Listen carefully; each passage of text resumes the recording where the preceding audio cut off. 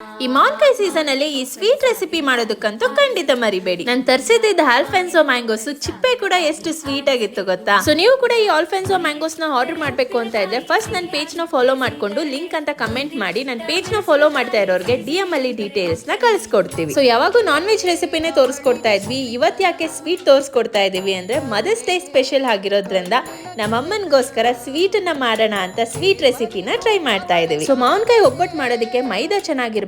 Bhagyalakshmi packet ತಗೊಂಡ್ರೆ ಮೈದಾ ತುಂಬಾನೇ ಚೆನ್ನಾಗಿ ಬರುತ್ತೆ ಲೂಸ್ ಪ್ಯಾಕೆಟ್ ಗಿಂತ. 1/4 kg ಮೈದಾನ ಅದಕ್ಕೆ ಸ್ವಲ್ಪ ನೀರ್ ಹಾಕೊಂಡು ಜಾಸ್ತಿ ಎಣ್ಣೆ ಹಾಕೊಂಡು ಬ್ಯಾಟರ್ ನ ಚೆನ್ನಾಗಿ ರೆಡಿ ಮಾಡಿ ಸೈಡ್ ಅಲ್ಲಿ ಇಟ್ಟಿದ್ದೀವಿ. ನೆಕ್ಸ್ಟ್ ಚೆನ್ನಾಗಿ ಹಣ್ಣಾಗಿರೋ ಮ್ಯಾಂಗೋಸ್ ಅಲ್ಲಿ ಒಬ್ಬಟ್ಟು ಮಾಡಿದ್ರೆ ರುಚಿ ತುಂಬಾನೇ ಚೆನ್ನಾಗಿ ಬರುತ್ತೆ.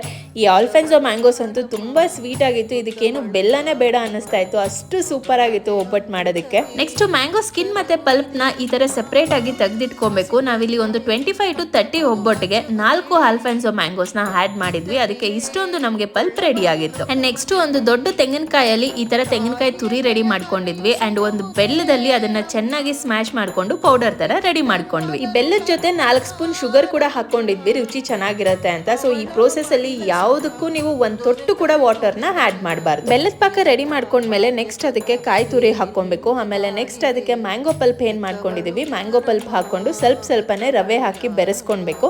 ಸೊ ನಮ್ಗೆ ಕನ್ಸಿಸ್ಟೆನ್ಸಿ ಇಷ್ಟು ತಿಕ್ಕಾಗಿದ್ರೆ ಒಬ್ಬಟ್ಟು ಕೂಡ ಚೆನ್ನಾಗಿ ಬರುತ್ತೆ. ನಿಮ್ಗೆ ಏನಾದ್ರೂ ಕನ್ಸಿಸ್ಟೆನ್ಸಿ ತೆಳ್ಳಗಿದೆ ಅಂದ್ರೆ ಒಂದ್ ಸ್ವಲ್ಪ ಹೊತ್ತು ಫ್ರೀಸರ್ ಅಲ್ಲಿ ಇಟ್ಬಿಡಿ, ಅದು ತುಂಬಾನೇ ಗಟ್ಟಿ ಆಗುತ್ತೆ. ಅಂಡ್ ಇಲ್ಲಿ ನಾವು 2 ಟೈಪ್ಸ್ ಒಬ್ಬಟ್ಟು ತಟ್ಟೋದನ್ನ ತೋರಿಸ್ಕೊಡ್ತಾ ಇದೀವಿ. ಬಟರ್ ಪೇಪರ್ ಅಲ್ಲಿ ಲಟ್ಟನ್ಗೆ ಅಲ್ಲಿ ತಟ್ಬೋದು, ಇಲ್ಲ ಅಂದ್ರೆ ಬಟರ್ ಪೇಪರ್ ನ ಮೇಲೆ ಕವರ್ ಮಾಡಿ ಈ ತರ ಕೈಯಲ್ಲಿ ಕೂಡ ತಟ್ಕೊಬಹುದು. ಸೊ ನಿಮ್ಗೆ ಏನಾದ್ರೂ ಒಬ್ಬಟ್ಟು ಮಾಡೋದಕ್ಕೆ ಕಷ್ಟ ಅಂದ್ರೆ ಆ ಪಾಕನ ಫ್ರಿಜ್ ಅಲ್ಲಿ ಇಟ್ಕೊಂಡು ನೀವು ಹಲ್ವಾ ತರ ಕೂಡ ತಿನ್ಕೊಬಹುದು, ಮ್ಯಾಂಗೋ ಹಲ್ವಾ ತರ ಇರುತ್ತೆ. ಖಂಡಿತ ಮ್ಯಾಂಗೋ ಸೀಸನ್ ಅಲ್ಲಿ ಈ ರೆಸಿಪಿನ ಟ್ರೈ ಮಾಡಿ. ಅಂಡ್ ಆಲ್ಫೆನ್ಸೋ ಮ್ಯಾಂಗೋಸ್ ಬೇಕು ಅಂದ್ರೆ ಮರಿದಿರ ನನ್ನ ಪೇಜ್ ನ ಫಾಲೋ ಮಾಡ್ಕೊಂಡು ಲಿಂಕ್ ಅಂತ ಕಮೆಂಟ್ ಮಾಡಿ ಲಿಂಕ್ ಅನ್ನ DM ಮಾಡ್ತೀವಿ.